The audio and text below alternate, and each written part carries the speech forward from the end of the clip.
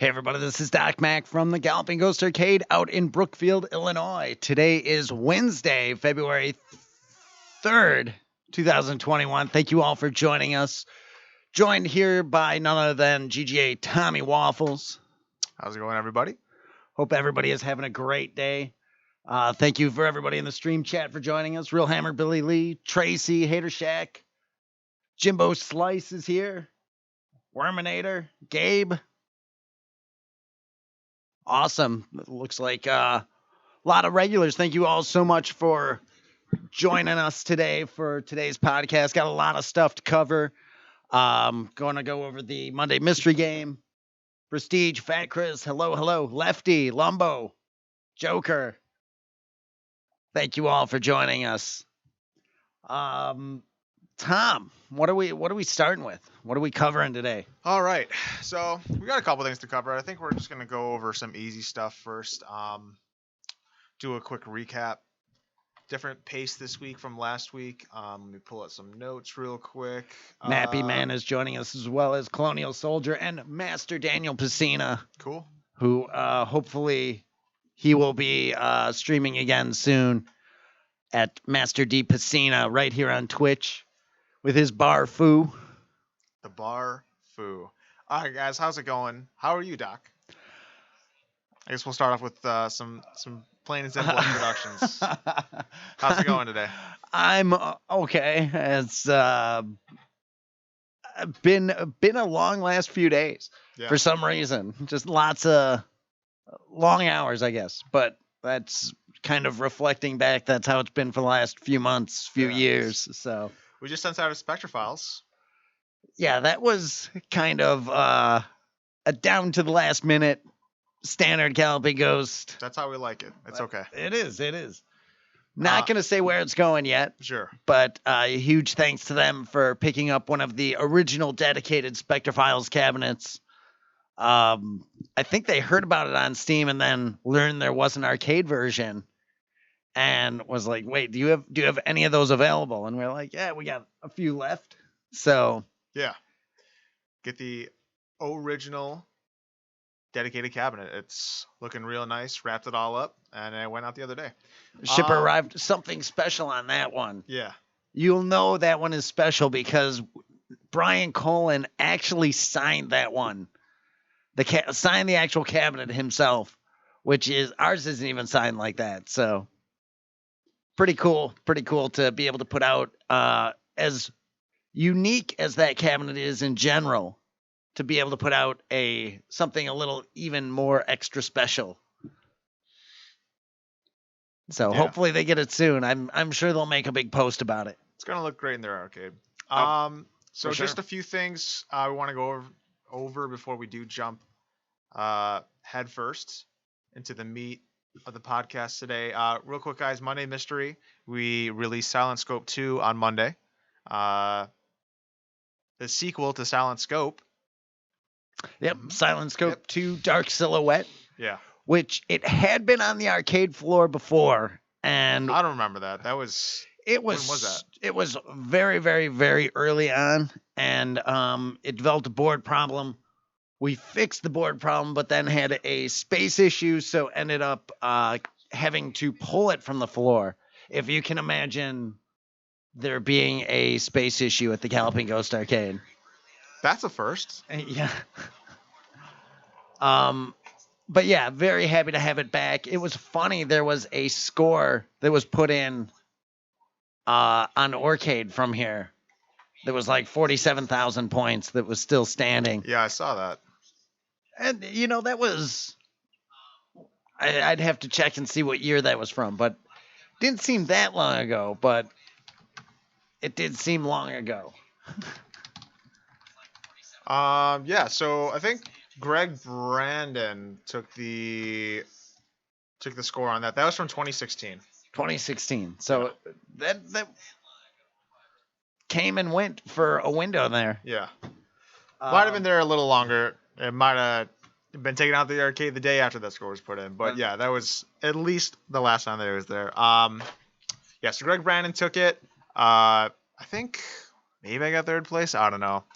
I do like Lycon games. I'm not a fan of the sniper games, and it's my just the way I play the game. Maybe if I played a little more, I'd get a little more used to the controls and the way the game is supposed to be played. But I'm a firing from the hip guy. Obviously not the most efficient way to score points, but it was a fun game. It's different. So Shooting from the hip with a sniper rifle is well, the unorthodox. 360 no scopes. I learned that from Call of Duty 1v1 Rust matches. It's yeah, good times. Well, huge shout outs to Greg Brandon. Yeah. That is his first 10x Monday mystery win. Yeah, 3 big points going his way. definitely.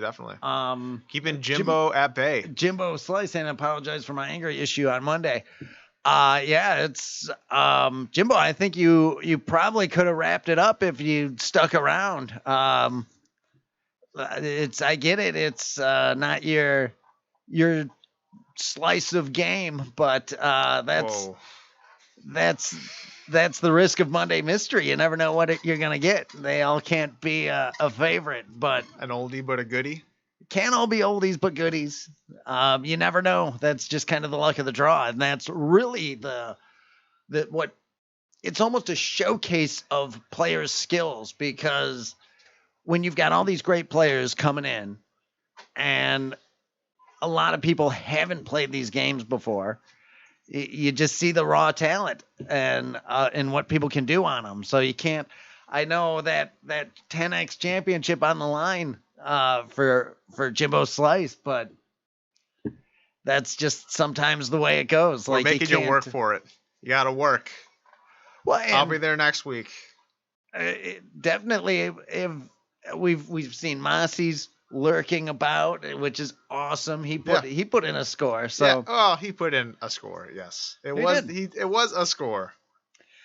And I'm not sure if Mossie's is awesome to see him back competing and putting in scores like that alone is really awesome. Yeah, like it used to be Monday Mystery. You'd have Jamie Tibbetts. You'd have occasionally Matt Walters, Fred DeHart. You had this Pete Gores, Chris Plackey. You'd have this monstrous list of gamers of the year come in and just slug it out, and you'd see the bar get moved up very quickly. It was discouraging often to new players trying to come in, because they'd see these players and they feed off of and learn from each other's playthroughs so well that the scores can sometimes get up there real quick. So great to see guys like Gary Rice was there, and Lefty and Greg Brandon, and LeCats has been showing up, which is just awesome to see these up and comers. Sure. Could very well be a new gamer of the year in there somewhere. Uh-oh. Who knows? What else we got? I guess in other news around the arcade, we do have I guess this is kind of like new news, not breaking news, but I wanted to talk about the Galaga event. Yes. Yeah, so we're gonna have I have a graphic here, actually. Let me pull it up, and I'll get into that a little more. But we're going to have a bunch of... Speaking of Galaga, Mark Schultz. Oh, what's up? Saying the Mark regular Schultz. Are you going to be out here for that? Will heat up again. Mark Schultz, he's a phenomenal Galaga player that I know. Yeah, him and John Klinkle and... it was Larry Brocky. Larry Brocky. Were all competing. Galloping Ghost, we were a qualification... proving grounds. Yep. I don't know. Yeah, for the Galaga World Championships about maybe 2 years ago. All 3 of our players qualified, actually, representing the Ghost, or whatever. They did it at the Galloping Ghost. Mark Schultz and John Klinkle went. So we definitely have had some truly great Galaga players step into the Ghost. I'm looking for the graphic right now, but basically, guys, just this huge Galloping or Galaga Championship event we're going to be hosting on February 26th and 27th, maybe the 28th if they need the extra day, but it's going to be some hardcore Galaga stream here at the Galloping Ghost. So definitely stay tuned for that. We'll have a lot more information we'll be posting. Just kind of want to start getting the word out there for you guys just to mark it down in your calendars. That's like a Friday, Saturday, and then possibly Sunday, but Friday and Saturday for sure. Here, I actually got it right here. But yeah, that's that's pretty much it for news, for the new news. I guess on to the meat and potatoes, huh? All right. The stream ready for it? I don't know. Are you ready? Well, I wasn't even watching or looking at the stream. What's up, everybody? I'm back. All right.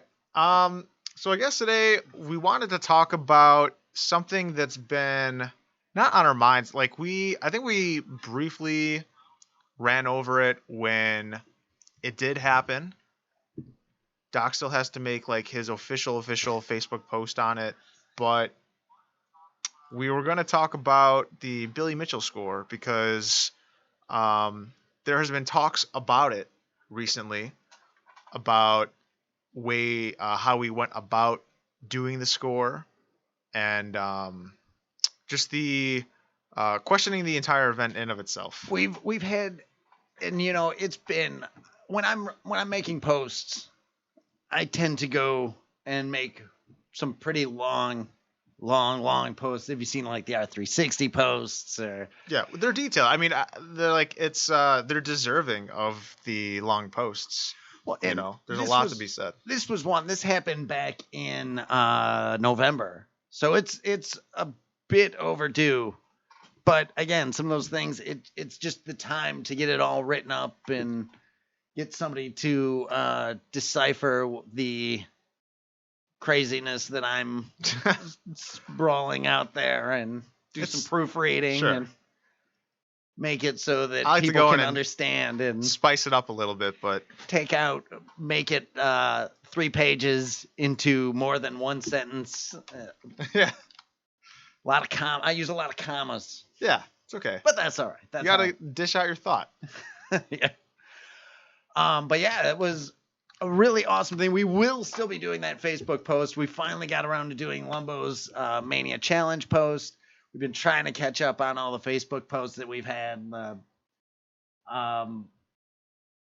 But it just takes time. So it's coming. It's coming. So this was the post on the Billy Mitchell perfect playthrough and kill screen on Pac-Man inside of the class of 1981. And again, it's a pretty big story. It's an awesome event. So happy to have it done at the arcade. I know you've been fielding in a ton of questions and seeing, Pete's been seeing it too. It's like people see stuff, people wondering like, why was this like this? What went on? So we figured we'd just start talking about it. And the whole thing was, I think it was like 10 days before what was to be the Guinness Book of Records World Record Day. About 10 days before that. I don't remember the date of that. Do you? I think it was like the 17th or something. I think it was the 14th. The 14th, November 14th. Yeah. So Billy Mitchell gave me a call on the Saturday before, and a little bit. It was late at night. I'm just rolling up at the house, and he's like, "Hey, wondering if you'd be interested in this?" And he's like, "I'm not even 100% sure it's gonna happen. Would you want to?" He's like, "Do you have a class of 1981 Galaga Miss Pac-Man?" And I'm like, "No, we don't." And he's like, "Okay, well, there's hidden in that game is Pac-Man." And he's like, there's some cool stuff that can be done in that game.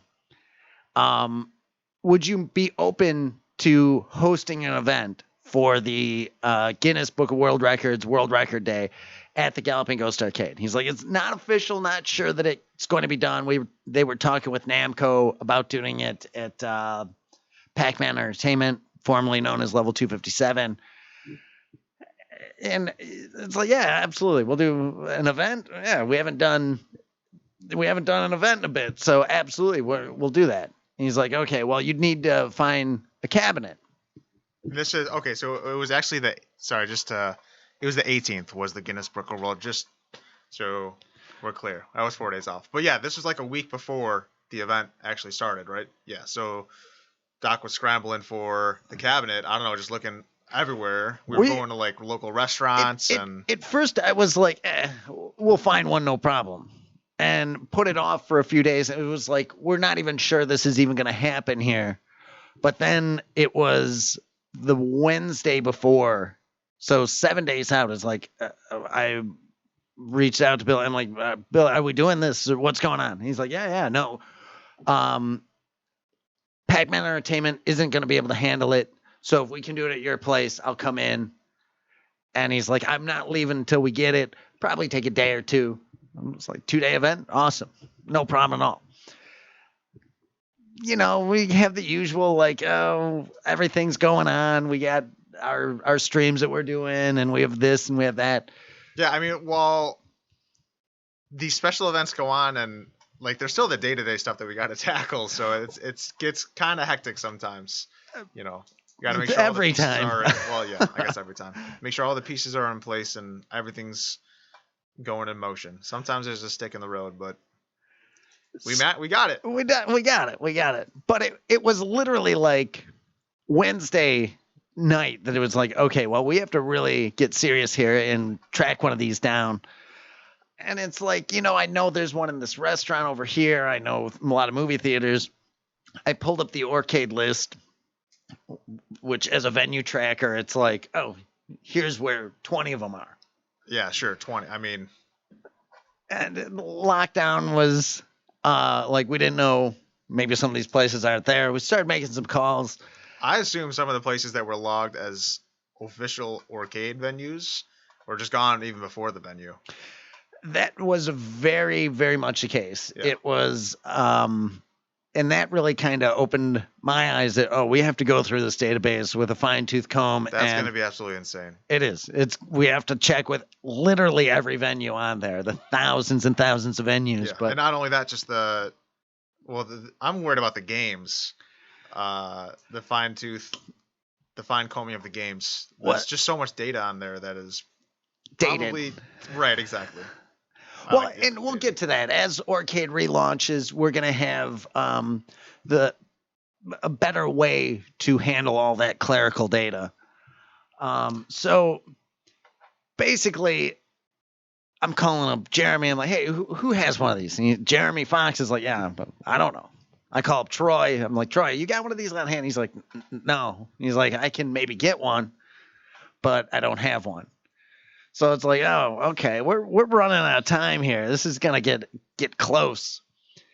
And Thursday flips by, and it's like Friday. It's like, okay, we have Friday, Saturday, Sunday, Monday, Tuesday, Wednesday. We're 6 days out, 5 days out. So, calling all the arcade places, they're all either gone or nobody's answering. End up, I reached out. I asked George Spanos, and he's like, "Oh, try Gar." I was like, "Okay." I reached out to Gar. Gar's like, "Yeah, I have one." And this is now. Is this Garcade? No, not Garcade. Oh. It's Gar's Games. Gar's okay. And he's like, "Yeah, I have one. I can drop it off Saturday night." He's like, "It's in really nice shape. Really nice." So this is the Wednesday before the Wednesday that it comes out. So this is still a week's? This is now Friday night. Okay, so this is 4 days or 4 days before. Okay. He's like, yeah, I should be getting one. I can get one tomorrow on Saturday. Then you guys could come out.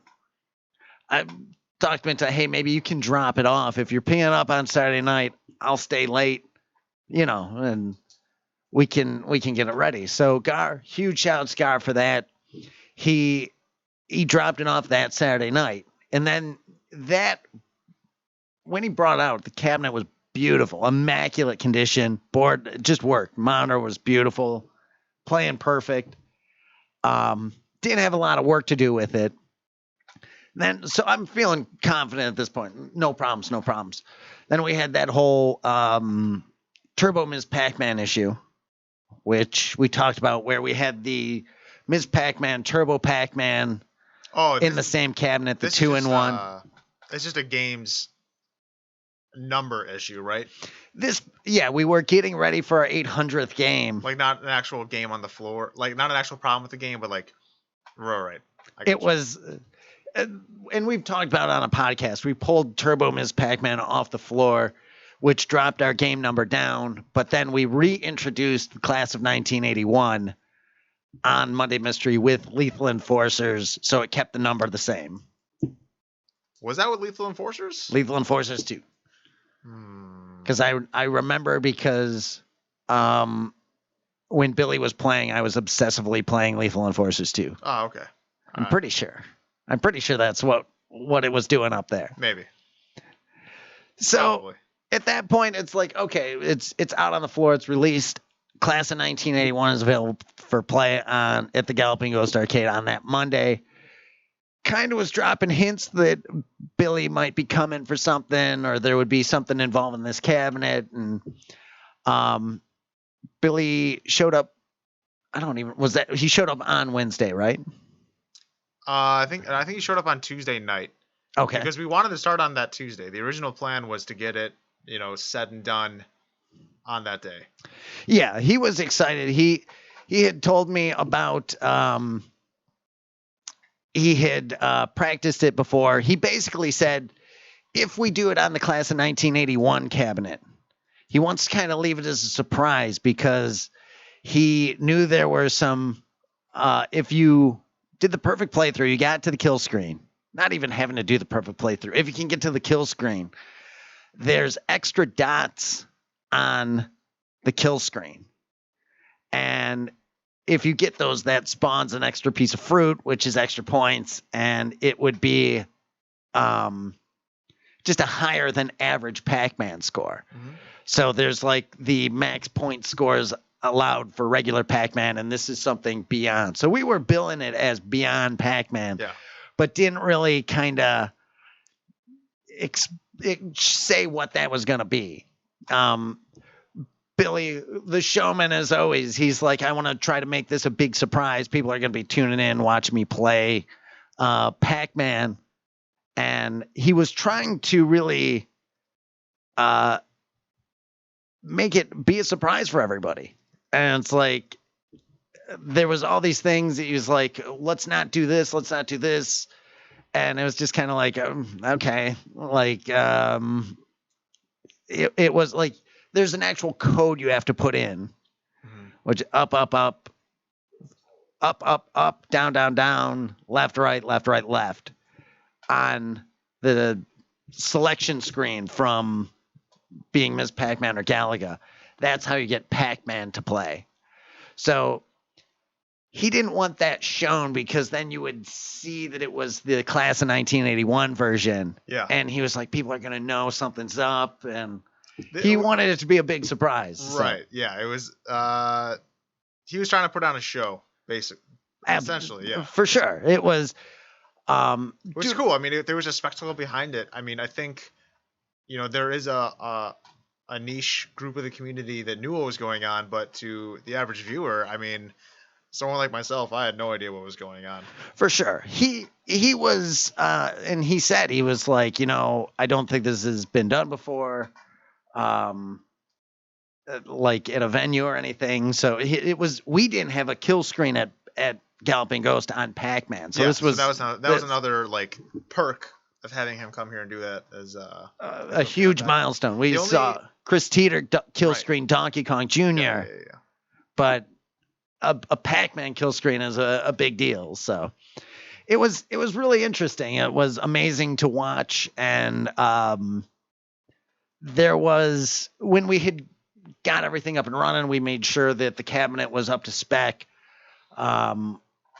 We made sure all the settings were correct. It doesn't really have dip switches because it's a newer board, which it has like a menu screen where you set the lives and you could set it to turbo if you wanted, or all that is set in an option screen instead of dip switches.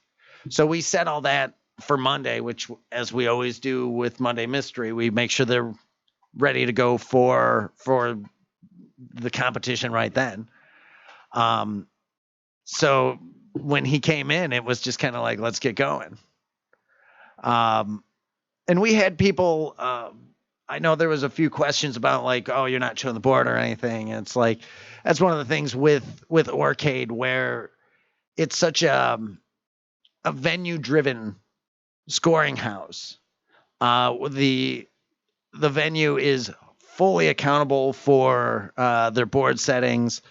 And that's how we've always run it. It's not in the hands of anybody private at any point. It's like home use games where it's just whoever. You can have people that are trying to, if you're going to try to do something with a score, like they can do that. They could edit video. They could do any of those things. With Orcade, we're so strict on these are the settings. We have to know that they're accurate. If something isn't accurate, and we've had settings be wrong, and we take full responsibility for it. We've had to delete scores. We've had great players that have put in scores that if we're questioning a score, we pull the score. It's without any. It's on us. The scoring house and the venue, and in this instance, they're the same, but the credibility has to be there to the people that are running it to be like, this is how this is accurate, and we maintain and stand by it. So any player that comes in, and when we say any player, we mean any player. We are all inclusive. We want to have anybody feel welcome here to come set scores. We know how much scoring means to everybody. We know that, as we've seen with other scoring houses, there can be problems very easily. And there's a very active community behind this. And it's just one of those things where you've got to have the credibility. You've got to be able to show it at any given time that nothing nefarious is going on. And then you have to stand behind whatever score you're putting in there. And I feel we've done that very well with Orcade and as a venue with Galloping Ghost Arcade. And we've held other venues accountable for their scores as well. Like we look at them come in, we make sure that they're inaccurate. Like we've seen Prince Arcades, we've seen Jerry Colonna, we've seen Pixel, everybody that was putting in scores into Orcade, Underground Retrocade. Something's not right. We catch it and we instantly get in touch with them and we're like, wait, what's going on here? What is this about? What is this about? And that's one of the, I know some of the people might be looking at the other main scoring house out there, which is Twin Galaxies. It's like, oh, well, you have to show the board and that's their standard. We're not Twin Galaxies. Like we have our own standard. There's some TG scores we acknowledge. There's some TG scores we don't. We know that there's issues with some scores that we've just kind of step over because it's like that score can't be proven, or we'll notice something wrong with their settings, or there's just something that isn't like it's different now. Like we make sure that there's a video of everything.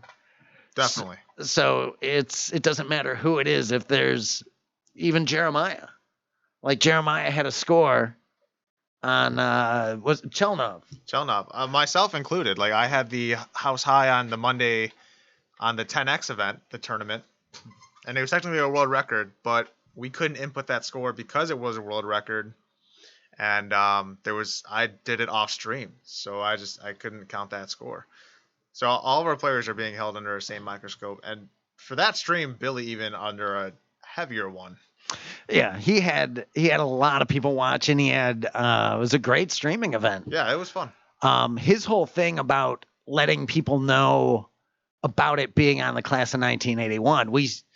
When he was explaining it to me, it's like, well, other people have gotten the kill screen on this, and he's like, well, I want it. It's going to be something extra because of the bonus points.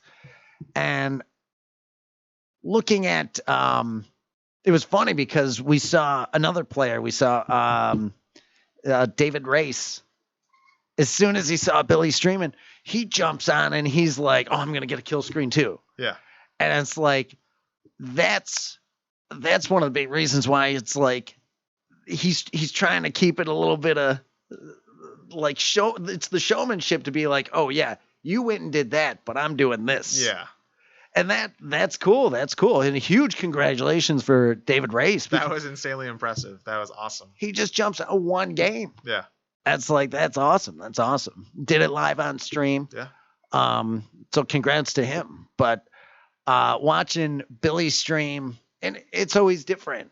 Like being out at a venue, you're not on your home machine. Billy had said that he had done it at his house like the week before. He's like, I did it in one game. With different stick?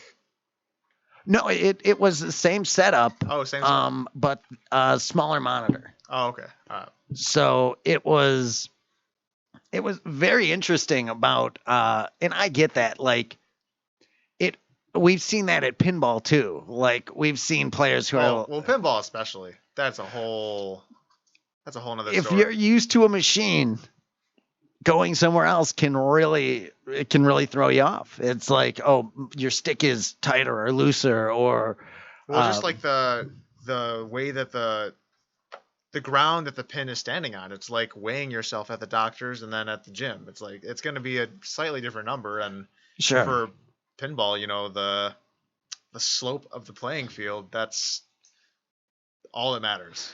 Slope, but there are so many nuances. Oh yeah, not all that matters. True. Pinball is so much. You'll notice that instantly. Yeah. With an arcade game, though, they can be slight, but it's the stick, or if the monitor is slightly different, or yeah.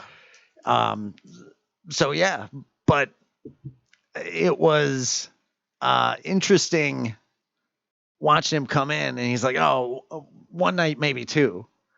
And you could see after that first day, like playing any game, like it's a job for days.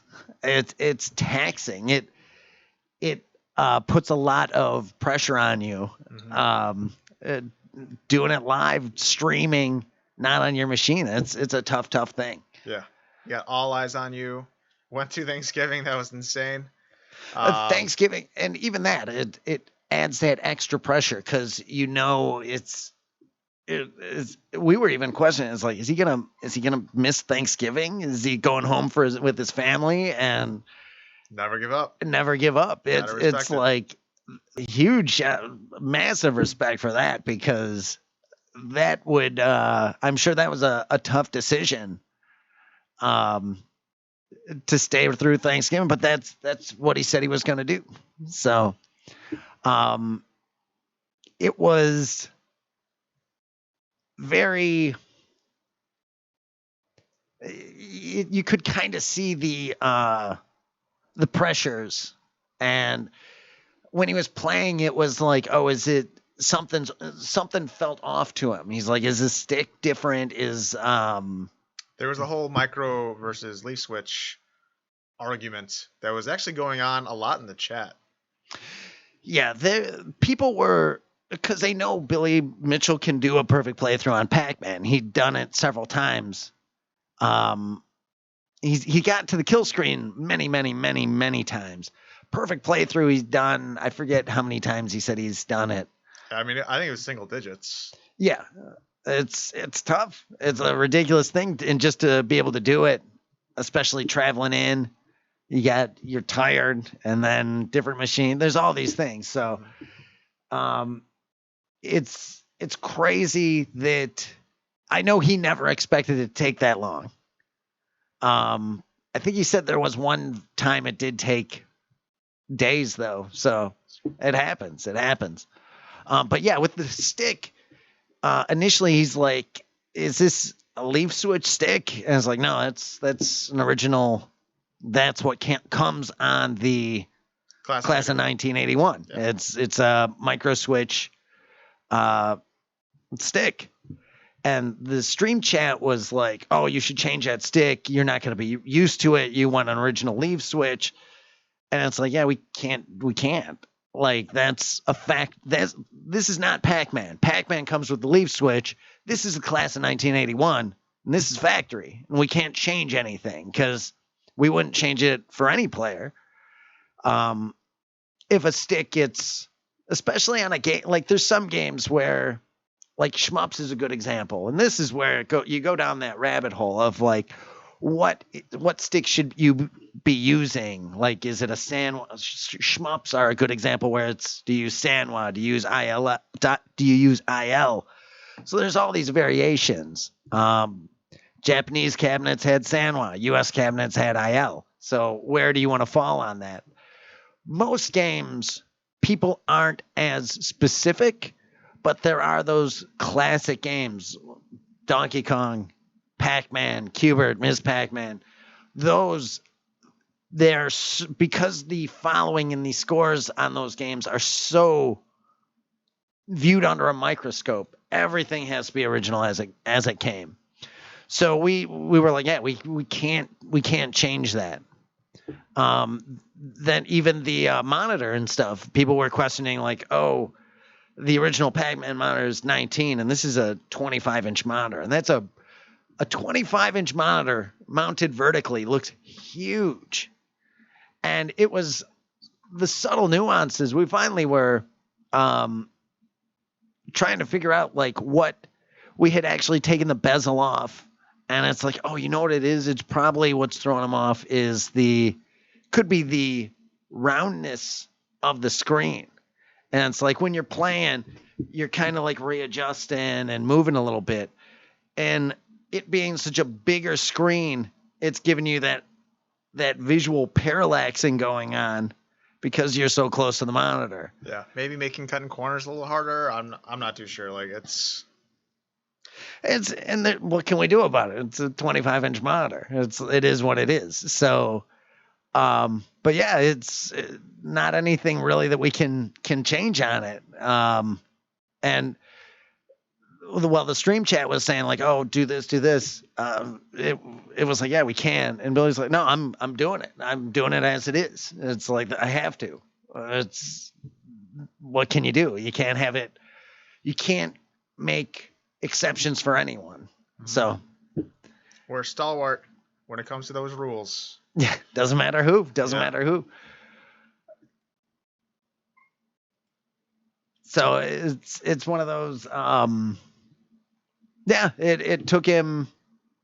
He did it the day after Thanksgiving. It was that Friday. Yeah. Had a handful of people cheering him on and watching, and his stream chat, and a good time was had. Yeah. So it was fun. Yeah. Definitely brought a little more attention to our Twitch. That was fun. Yeah. Yeah. Yeah, that was definitely a cool thing, seeing new people tune in. And that's what we hope to continue to do, being able to stream amazing players doing amazing things. And I'm sure Billy will be back, and maybe we'll have him do a Donkey Kong kill screen or something. So that'd be tight. That'd be awesome. We've had people asking already. People asking for when's he coming back out, and so we'll get it done. It'll happen at some point. As far as like other great, I mean, I guess not every world record, but a lot like great feats that have been done at the arcade. I know that. So the Donkey Kong Jr. kill screen. Oh, the billion points on Joust. Oh, Lonnie McDonald. Yeah, Lonnie McDonald. Yeah.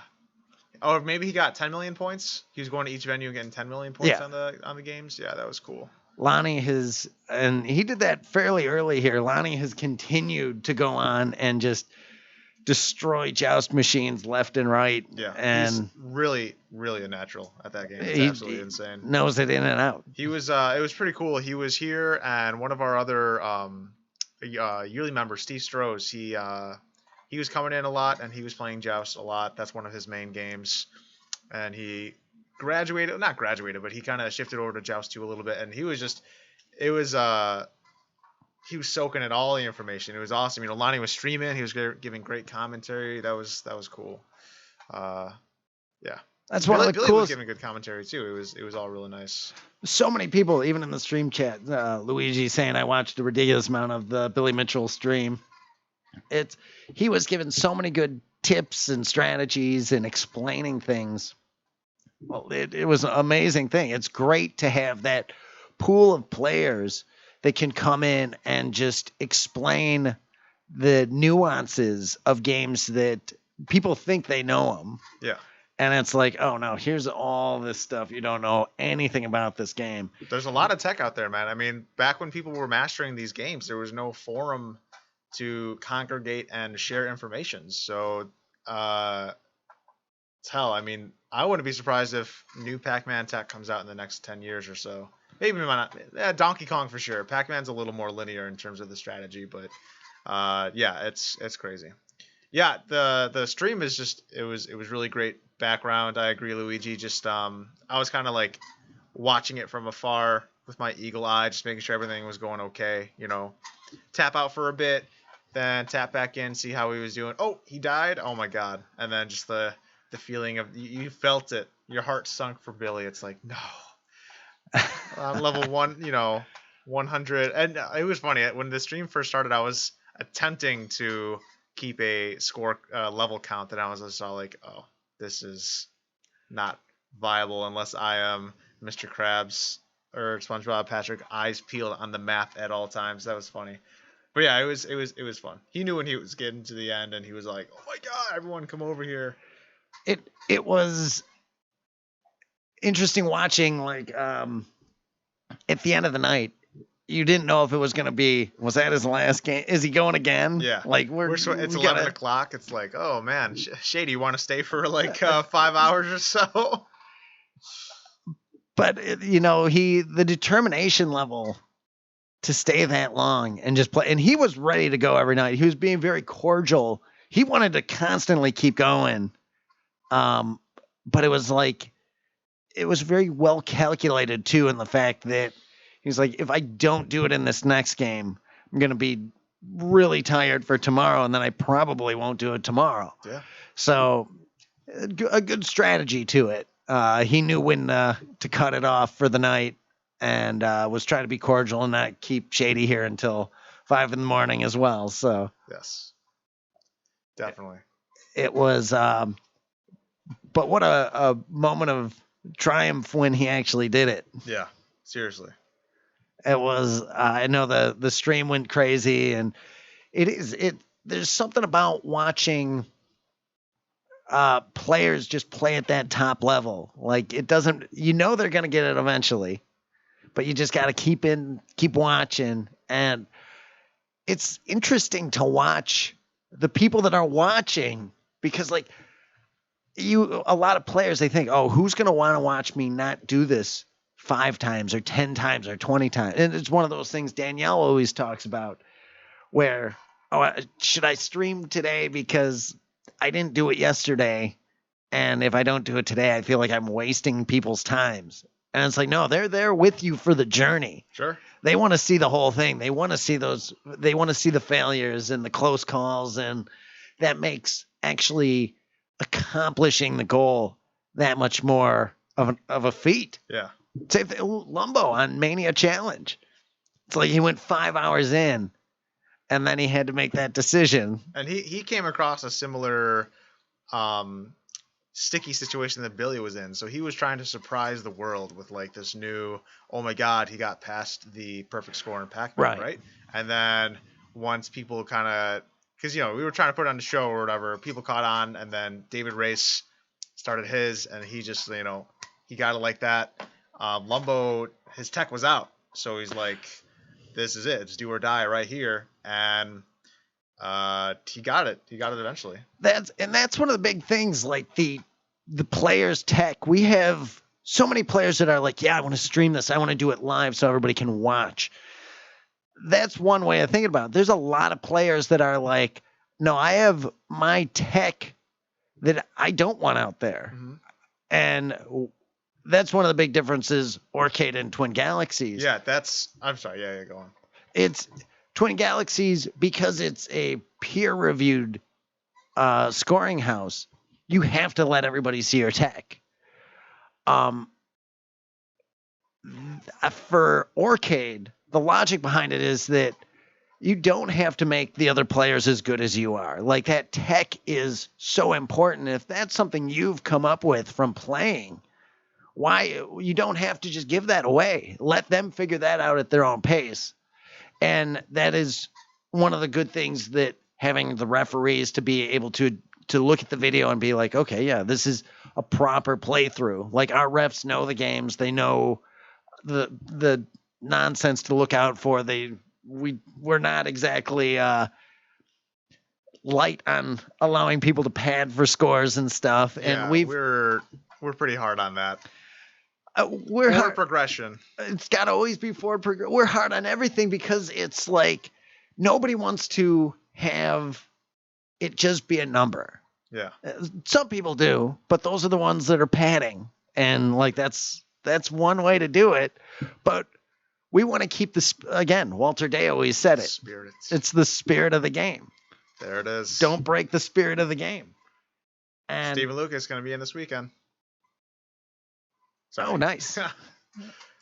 It's one of those where watching the players, you want them to accomplish great things, but you don't ever want to hand anybody anything. Nope. Especially these scores. It's gotten easier for players since we've opened, because some of these scores that stood since the 80s and stuff, people never had access to the games. So we've eliminated that obstacle. Here's all the games. And then because you're not putting quarters in every time, that the psychology changes. Like you're not, if you put a quarter in, I've not seen the person who starts a game and is like, oh, I screwed that up early on, I'm going to kill off. It's every run is I'm going to try to salvage this run because I just put that quarter in. The free play model has definitely changed the game a great deal. Mm-hmm.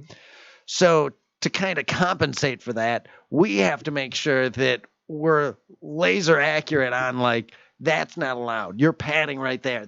Get that score out of here. You're trying to cheat the system. Get that out. So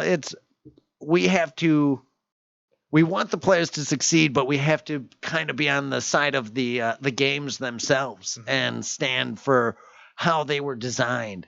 And that's another thing. It's like, as game designers, we can kind of see that and be like, they never wanted you to sit in this corner and shoot guys for 15 hours. Yeah.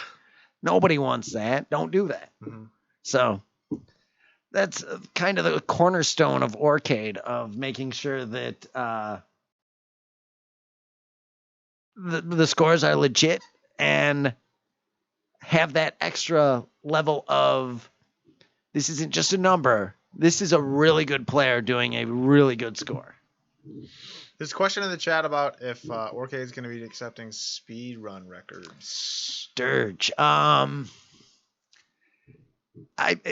some point, possibly. Like, our focus has always been the more traditional. I know so many players are getting into speed running games, and it's unbelievable. Like, that's such a cool thing. Maybe at some point there are some games that do have that element, like Ultimate Mortal Kombat 3. That's just like the natural way. That's how you keep scoring that game, though. Yeah. Technically, I guess, yeah. So kind of the thought would be at some of the max out games, like Mania Challenge, like you can get that max out score, but if there's got to be one person that has that title, do you then throw on a speed run to it? So that's one of those things that we kind of have to go through on a game-by-game basis. Currently, it's first come, first serve for the world record title. Yeah. But yeah, if there's a max out score, yeah. The one problem with that is that kind of limits the game. It's kind of like that's the end of that game. Like players who are striving for that gold medal in that game. It's like, well, why would I put my time to learn this game if all I can do is tie? And in this instance, Lumbo is the world record holder, and he can't be dethroned. There's not many games like that. So then the thing is, do you add that new element to where you can always lose a world record in one way or another? So that's kind of what we're exploring with the relaunch of Orcade, those nuances. And again, how many people are going after the Mania Challenge world record or the Mat Mania world record. There's one or two people. There's the guy in Italy who is obsessed with both those games. Yeah. That we found the other person in the world. The other one person. He is a very vocal. He's passionate, to say the least. Yeah. That's fine. Real quick, shout out to Don Polaric for the sub 27 minutes ago. Appreciate it, man. Thank you so much. Thank you, man. And Starcat Universe for the follow. Appreciate it. So what else are we covering here? That's pretty much it. I guess if you guys have any questions in the chat, we just kind of wanted to briefly go over that real quick. Quick recap of the week for those of you that weren't here earlier or weren't here for our Monday game. We released Silent Scope 2, so that's on the floor. 10x updates. Jimbo Slice still 1 point away. Maximum Coolio is on the board. He's been on the board, but he's got 3 points added to his name. 3 big points. 3 big points. Those are big points. Lumbo is saying it's hard enough not to have fatigue come to play with a marathon speed run. Yeah, that's kind of thing. It's strategy and getting the points as quick as possible. Like, it's hard to not mess up a 10-hour run. I'm trash at that game, Lefty. Don't. I beat the challenge, but that was a pretty low bar, to be honest. I didn't even get on the top 3, I don't think. Mag wanting a funny story from the early arcade days. Since we're talking Pac-Man, have I told the Toru Iwatani story? Is that the creator? Yes. No. All right. So Toru Iwatani, the creator of Pac-Man. Well, let me start this different. I'm sitting in the back of wow, this is early on. The back room had just been torn down where we used to have a green screen in the arcade. This is like where the Neo Geo row. Yeah, the Neo Geo row is. And Neo Geo / I think it's Taito row. Yes. Now with Sega Strike. For those of you that have frequented the arcade recently. So I'm sitting back there. We had just got like 15 games in from the arcade out in Michigan. This guy Mike sold us a bunch of great games. Me and Jeremy went out there, got them all back. Stuff like Circus Charlie, some crazy games. So I'm sitting in the back. I'm wiring some stuff up. We used to do all the builds on the floor. So this is before the Monday Mystery Game was a thing. And just wiring away. I think it's Saturday. So pretty good crowd. And Eddie comes running in back. And I'm like, what's he's like, I'm so sorry. I'm so sorry. Like, Eddie, what's wrong? Like, what's going on? He made him pay. He's like, entourage. Toru Iwatani just rolled into the arcade. He's like, I did not know who he was, and I charged him. And he's like, I'm so sorry. I'm so sorry. I did not mean to charge Toru Iwatani. And I'm like, oh my God. This is unexpected, right? He completely unexpected. No idea Toru Iwatani is in town. Creator of Pac-Man. And I'm like out of the blue. It's like, okay. Let's get right here. English to Japanese dictionary real quick. I'm surprised. I'm like, Eddie knows who Toru Iwatani is. Yeah, I would have. Shout outs to Eddie for that. That's awesome. So I'm going up front, and he's like, he's got his entourage with him, and I'm like, okay, I want to give him a little bit of space, let him. He's looking around at stuff. I'm kind of checking out what's going on. He's taking pictures of like every cabinet, and he's he'd take a picture and then he's texting, he's sending it out. And I go up and he's got a translator with him and Oh, nice. part of his entourage, and he's just going on about how he's like, what, it's an amazing arcade. And I'm like dying. I'm like, oh, how Cloud9. yeah, That's man. crazy. It's very, very, very humbling to have Toru Watani come in and just be praising the arcade and saying how he's not seen many of these games he's never even seen, and he's doing game design in Japan and he's sending pictures back to his students and stuff, and it was just absolutely unbelievable. And we had him sign our Pac-Man shirt and everything, and it was just unbelievable having him here, creator of Pac-Man. And then I'm still making sure does he need anything? Does he anything we can do? And he's just happy walking around. And did he play any of the games? I didn't see him play anything. He was moving pretty quick, just taking pictures. And I get a call.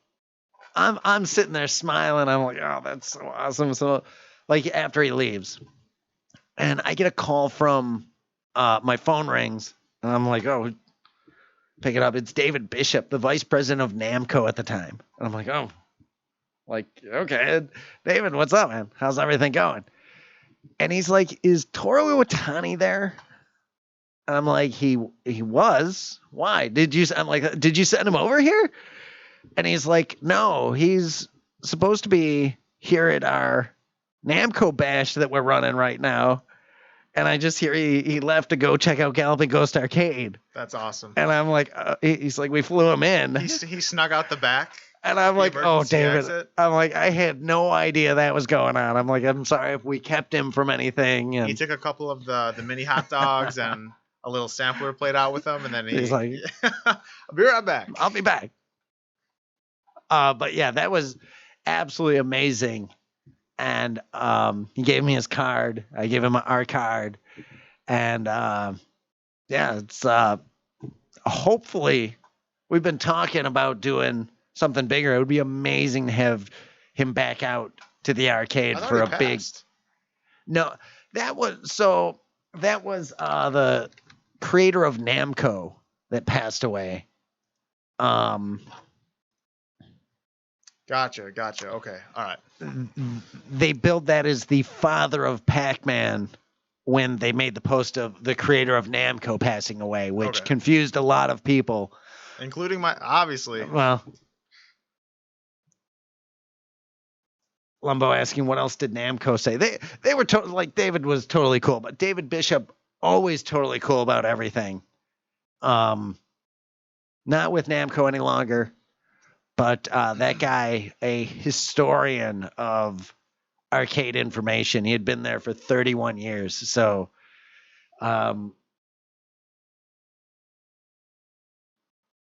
we would love to have him out at an event too. Worminator saying, what happened to that class of 1981 cabinet they were giving around Thanksgiving? I'm not even really sure. Yeah, that wasn't through us. Yeah, hit up Pac-Man Entertainment, formerly level 257.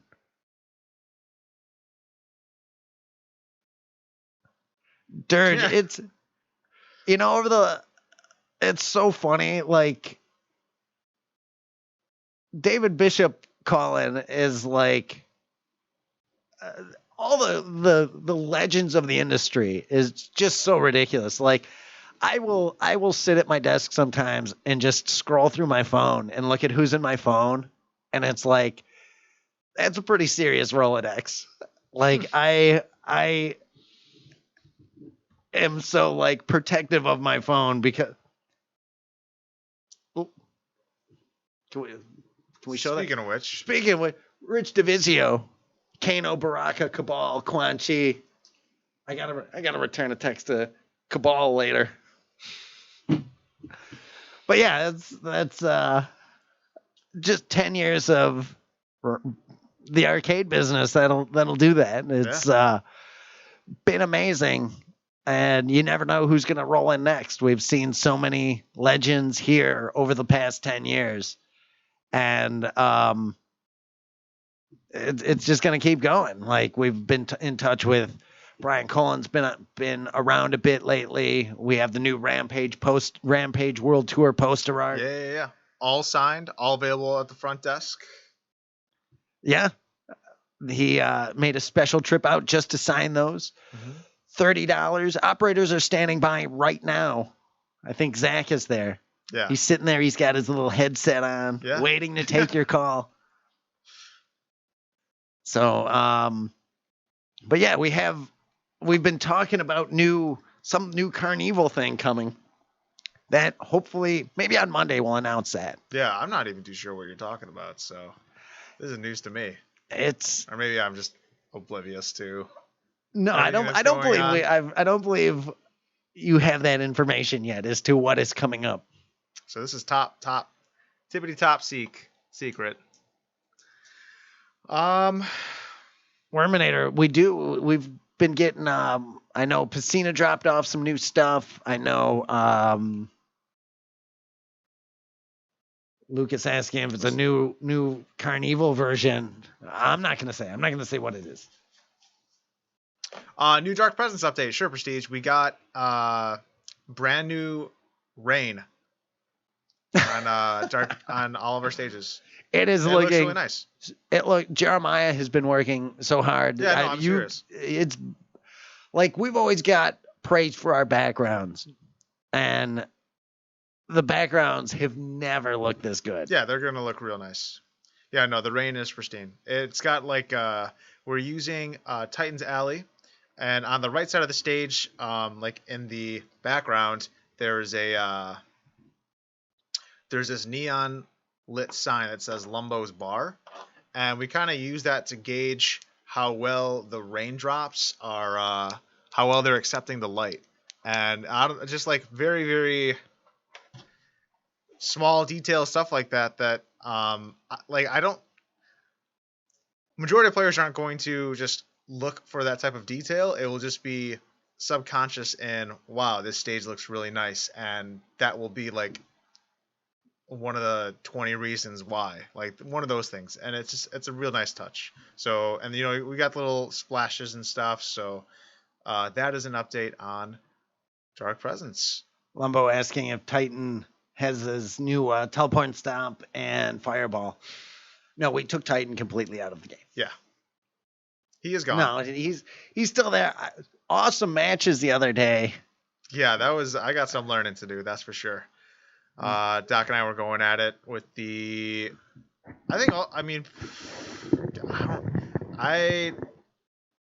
Titan is not your main, so. No, but he's my second main. I mean, I know how to play the character. He just got changed up a little bit. I need to play that game more. When McCuddy's in, I'll run a bunch of matches with him. Dirge, there are still the prize drawer is still in the cabinet. The shock bands will be in there. The GPS updatable weather will be in there. The USBs will still be in there. The touch screens will still be in there.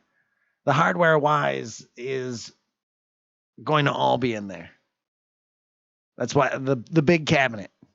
The deluxe.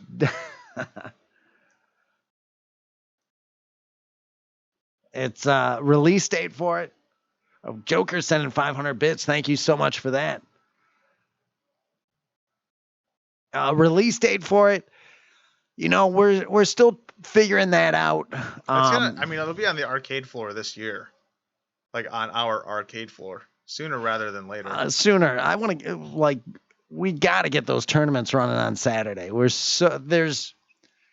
I have seen so many hype matches on that cabinet. I cannot wait for people to be able to just be playing it. Yeah, I mean, in terms of the game is 100% fully playable, especially for PvP, which is what a lot of the balance is designed around. Like we really want to have a good ladder mode, but if the game were to be on the floor today, everyone would be able to play every single character and play on every single stage. There's just a lot of fine tuning that we really want to do to make this, look nice and sharp. Try asking about the Exa Arcadia machine. There is not one on the arcade floor yet. Maybe there's one in the vaults. Maybe there's not. Who knows? They've been putting out so many awesome games. It would be surprising if you didn't see one at some point. Womenite are asking about MK and Street Fighter tournaments. We were just checking out some today for potential future tournaments. Mad Stalker, did we stream the Pirates PC that we got from you? We don't have Pirates on the arcade floor, so maybe that just went into the vaults for now. Keep an eye out for Mondays. Worminator saying, did you see they found a Midway prototype of their baseball game from the mid-90s? I did see that. I had talked with Brian Smolik about that many times, and was it Chance Palmer that found that one? He built the whole cabinet up. Awesome. I love seeing stuff like that resurface. Somebody I saw on that post, I bet Galloping Ghost has one in 3 weeks. Yeah. Who knows?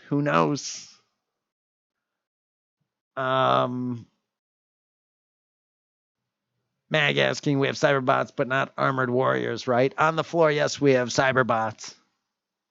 Armored warriors, is it in the vaults?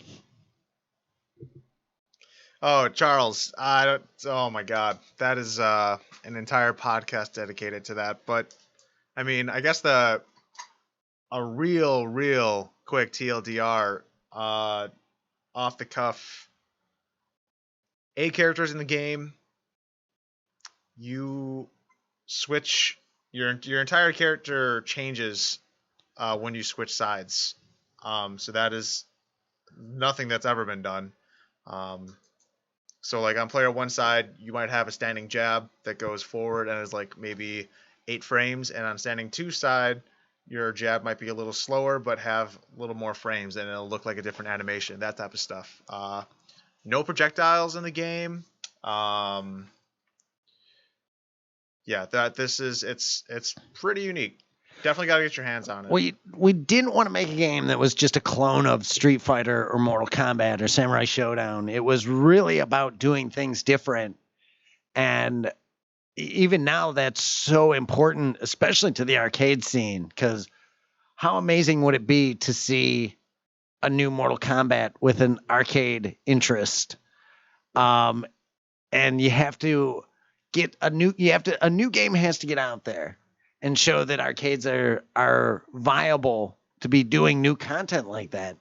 So that's hopefully what we've got. And watching some of the pro players come in and put some time on it, like Nivik, and it's very fun to romanticize about those moments, because they're so good. Yeah, they're pretty good. But yeah, it's definitely unique by choice and not by. Some games are unique because they're poorly designed. But someone asking, how do we keep track of games that you want / have? Well, the have is you just have a giant sheet that you keep track of for the games. I could literally list them all off the top of my head. Oh, also that. It's even the ones in the vaults. Yes. No way. Absolutely. There's like I am obsessive compulsive. Like, I think if someone's like, "Oh, do you have this game?" you'd be able to name it, but you can name all the games. That's crazy. I used to. So back in my Genesis collecting days, to give you an idea of how an obsessive compulsive weirdo I am, I used to know how many games started with each letter, and I would just write them all out in a list. And that's 700 games. 700 plus games back then. It's a problem hidden behind a business. Yeah. It's an arcade business, but really it's just kind of like, reveal the Yes. mask. It's like, oh, you should probably go get some counseling. Yeah. You're a lunatic. Todd Pepin, do the arcades that have closed around you, did they do anything like MMR, Money Mystery Reveal, or at least rotate games? Well, I know Prince Arcade, they're always like making posts about like new games that they're bringing to the floor, might be returning and stuff. So they spice it up. They keep things, flowing.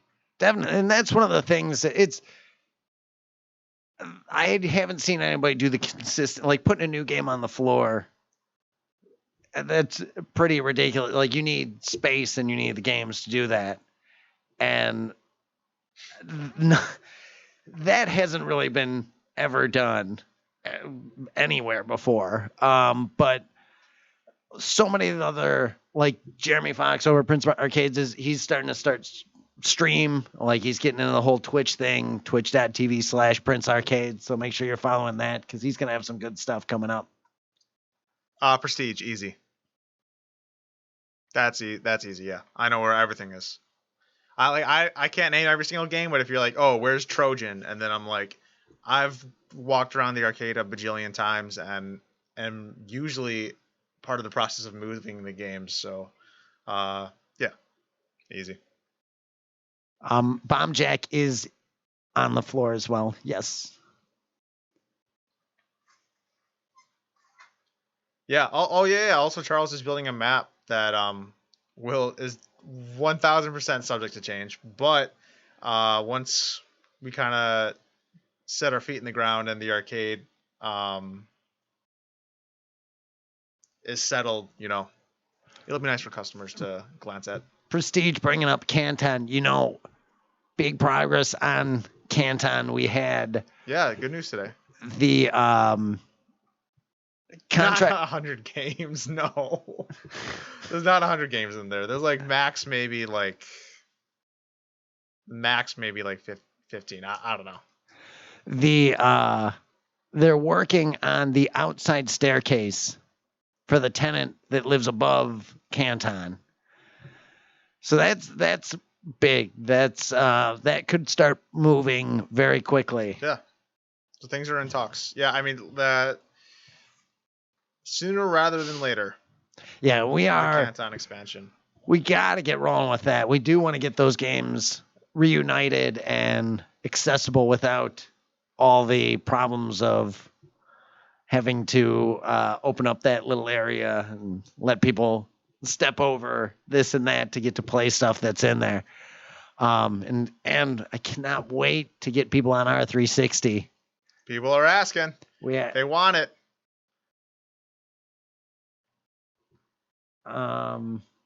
Try saying a new tire shot, not the same Kickstarter.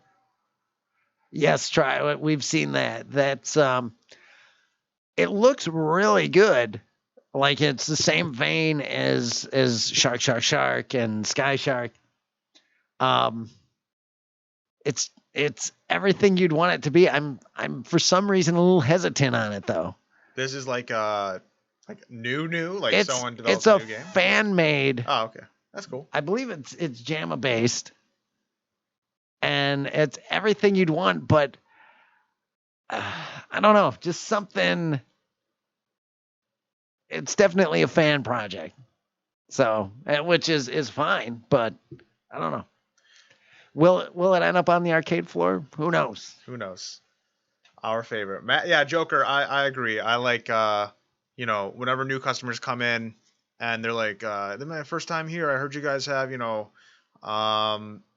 Black Widow or something like that." I'm like, "Yeah, it's over here, but I definitely suggest taking a couple laps and seeing what else we got because, I mean, you spend the first at least half an hour just walking around and like, okay, I want to play this. I want to play this. I got 2 hours, so." That's definitely part of the fun of it, I would imagine, walking in for the first time. Prestige, thanks for 700 bits. Thank you so much, man. Shout out to Prestige. Thank you so much, Joker. 10 minutes ago, throwing in the 500. Really appreciate it, guys. Thank you so much. Yeah, the StarCraft, is that fan? No, that was by Sun. That was by an actual arcade company. like they did it in Korea. It's original hardware. Like it was ripped out of StarCraft. Really? I can never tell. It was not licensed, but yeah, it's just different. It's one thing. It's a gray area, to say the least. That's a cool shmup. Actually, if Maximum Coolio is in the chat, that's if you're looking for, because I know you're relatively new to shmups. If you're looking for like maybe a relatively easy shmup to get into, that one is a good start. Todd Pepin. Todd, sending 1,500 bits. Man. Thank you, really man. Appreciate it. Thanks for joining, guys. Hey. StarCraft. Hater Shack. You know what StarCraft is? Like the most popular RTS ever. Made by Blizzard. Protoss, Terran, Zerg. Those are your ships. I am I'm a Protoss player when it comes to that. All the best players are Protoss players. Really? Easily the best ship. Okay, all right. Well, I like their bomb. Their bomb is, I think, the lightning. Yeah. It kills all the bullets. I don't think the Terran bomb kills bullets.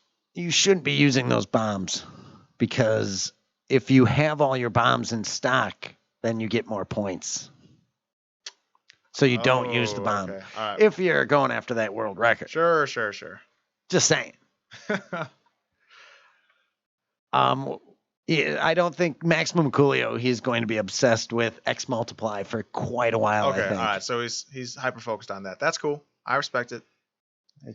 Shmups on the minds of many. Yeah, I'm a shmup fan. I love Well, I don't dive deep into shmups. I kind of just I have a very surface level knowledge of them, but I'd say I'm pretty good at just picking one up and dodging bullets. Danielle made it out to the arcade on Sunday, I believe, and she was tearing it up on Zaxax, which is not an easy shmup. It's a horizontal shmup, right? Yes. Not really a fan of the horizontal shmups. Love horizontal shmups. Over vertical? I love them all. Oh. I love them both. Darius? Yeah, I don't care. Yeah. Oh. Yep. Oh, there was a shmup. Oh, man, this is Xbox 360, Xbox Live. Xbox Live went down for a day, and it might have been on the release of a Call of Duty or something like that. And as a sorry, I was I can't go to school. So they're sorry for ruining your day. They gave us this free horizontal shmup called Aegis Wings, and that was a pretty fun game. Do you know that one? You know Aegis Wings? I've heard of it. Yeah, that one's it's got co-op. You can combine into one ship with your friends or whatever. That one's kind of cool. It's similar to Darius, but yeah, I haven't really put too much time into Darius. I think our Darius EX Burst is awesome. I haven't played the original one though. Oh, it's so good. Darius 1 and 2, yeah. So many good horizontal shmups out there. Yeah. Bullmaster, pick one: Neo Geo Big Red with any 4 games, or Capcom Big Blue with any 4. How do you pick? I'll leave that one to you. I'd be too indecisive on that. Neo Geo. I'll go Neo Geo because. Yeah, I'll go Neo Geo. So Neo Geo, 4 games, right? Neo Geo Big Red. What's the Big Red? Oh, it's just the Big Blue, but Big Red. No, it's the standard original dedicated Neo Geo cabinet. Okay, so the ones that we have. Yeah. So you can just put any 4 cartridges in it. Yes. Okay, so Nightmare in the Dark. I think that game's awesome. Great game. I started playing that game. When I first started working here, I was just on Saturdays. You can walk around. Someone's up at the front, so you can maybe try out a game. You got to try it out anyway. Make sure the controls are all good. So I started playing that game, and I thought it was very unique. So I really liked that game. Let's see. Aero Fighters Special, I think, is in one of the Neo Geos, right? Aero Fighters Special is its own board. It is Aero Fighters 2 and 3 are Neo Geo MVS cards. All right. So one of the Aero Fighters, 2 or 3. Let's see. Hater Shack, definitely try it. It's weird. It's cool. I like the bosses. I like the art. It's just everything about it is cool. I don't get how you can lead with Nightmare in the Dark in Aero Fighters 2 or 3. What are you talking about? Like the game quality? No, you're a fighter guy. Like, where's your Samurai Showdowns, King of Fighters? No, I don't. You're not an SN? Fighters? No, I do not like SNK fighters. Samurai Showdown, Garo, Mark of the Wolves. Nope. Last Blade. Maybe Samurai Showdown. 1, maybe 2, 3, 4, whichever 5. One's got the giant roster. 4, 5, 6. 4 or 5. Yeah. One of those, that's fine. No Metal Slug Joker. No, I'm not done. That was Metal Slug's obviously got to be in there. Yeah, Metal Slug's for sure in there. So King of Monsters. I haven't played that. You can play as a Kong-esque character for all those Kong fans out there. Yeah. Hashtag Team Kong. Oh, don't get your comeuppance is coming. Yeah, Samurai. I actually haven't played the new Samurai Showdown. Banshito was playing it when he was here, and he was trying to get me in on it. I know Will was playing it a little bit too. But I think that kind of got released when I think MK11 got released, so a little preoccupied. Senko no Rande. Have you played that? The shmup fighter hybrid. No. That sounds cool. That sounds like definitely something I would be checking out. Nam 75. That's a good game. I've played that. I think I played that game before. The bird's eye view, just shooter kinda. Yeah, kind of like Cabal, Blood Brothers. Okay, all right, yeah. You'll play it when we run the gauntlet. Oh my god. I don't know if I could do that. You'll get some sleep. Sleep before. Okay, all right. You get that half day of sleep, 6 hours. 30 pack, yeah, a 30 pack of rain, and because I'm gonna be going hard. I would go hard on every single game, and since I'm pretty good, so it would take me longer than the average person, than the average Joe. You think you'd need more time than John Haruza, yes, the marathon man. Yes, even if I did the exact same amount of games, I think so. Calling him out. Let's go, Haruza. Get out here. Head to head. You choose. I can't wait for the gauntlet. It's coming. Yeah. Canton open, and 100% of the games running. And we're there. Start the gauntlet. Okay. Yeah. There's twice as many games. Rap sheet. You are correct. What is the gauntlet? Playing every single game in the arcade in one go, pretty much. One credit. Yeah. To the best of your ability. Right. So that's very important. You can't just like fall off a cliff. Which would still take a really long time. Yeah. City Bomber is in between which two machines? Oh my god. We were actually just talking about this yesterday. We were literally just talking. In between two games? Oh, that's insane, dude. Okay, I'm going to guess.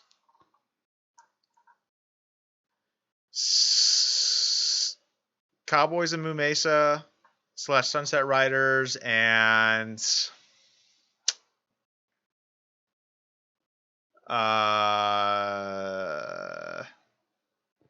Rastan 3.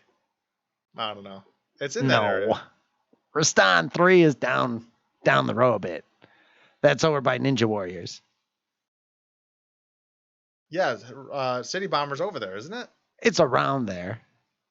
But like the Contras, it's closer to the Contras. The Contras? It's, I believe, next to Contra. Okay. So Contra or Commando is right there. Yeah, it's in one of those. That's insane. No, I cannot. That was hard.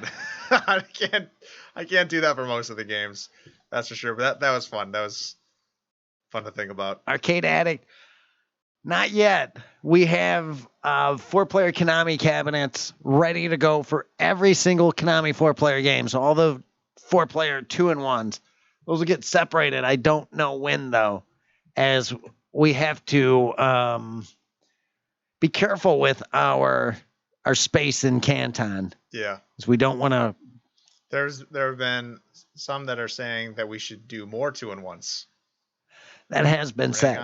What's up, Timothy? Timothy Roth. Thanks for joining. Timothy and Thomas. Hello. But yeah, is there anything else you wanted to let the people know, or we about ready to wrap it up? I think that is a good place to wrap it up. Yeah. We will be back on.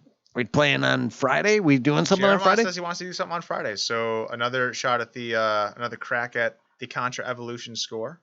Or maybe he wants to do Chelnov. I don't know. The game isn't necessarily set in place. We just know we want to be streaming at 5 at the arcade. Yeah. Direct capture, one game. So yeah. Okay, that sent 1,000 bits. Thank you, man. Thank you so much. Tracy, we're going to be streaming at 5 p.m. Central. Yep, 5 p.m. Central. We'll try to be there. Again, guys, if you guys are interested in knowing what's going on around the arcade, any updates, definitely give us a follow on our Facebook. There's a link below for those using PC. There's also a link if you're on mobile. If you click our name, it should bring you to an About section, I believe, and you can click on the hyperlink down there. Timothy Roth sent 1,000 bits. Thank you. Awesome, man. Thank you so much. You guys. Yeah. Can't wait to have you guys out here again. Definitely excited for that. Sucks you guys are going to make it for New Year's, but 2021. We'll see you guys, I'm sure. This week should be pretty crazy with stream. We might have so Friday stream, Monday stream, possibly something else next week, Wednesday stream, and then Friday stream. So next week should be lots of streaming and should be pretty fun. Yeah. So guys, give us a follow on Facebook, Twitch. You'll get a notification as long as that little bell is on. And yeah, thanks again for tuning in, everyone. Cool. Thanks, everybody. This is Doc Mac. Thank you, Tom, for all that you do. Thanks, everybody. This is Doc Mac from the Galloping Ghost Arcade, and we hope to see you around the arcade soon. Thanks a lot, everybody. See you guys. See you. Where are we sending them? Oh, yeah. We can send you guys somewhere. We're going to send you somewhere. Before we go, good call. Where are we going? Where are we going? We got Owl Nominous. Oh, let's go to Owl Anonymous. We are going to Owl Nominous. He's got a nice little pinball set up. Oh, nice. Go give Owl Nominous, guys. For those of you that don't know, he is the guy that... The master of streaming. The master of streaming. He is the person I bow down to. He is the guy who set up our direct capture, helped us with all our technical difficulties, starting off with that whole setup, and it's awesome. Definitely go give him a follow and give him support. Tell him we sent you. Yeah, tell him we sent you, and we'll see you guys on Friday. Later, guys. Thanks, everybody. Oh. Yeah.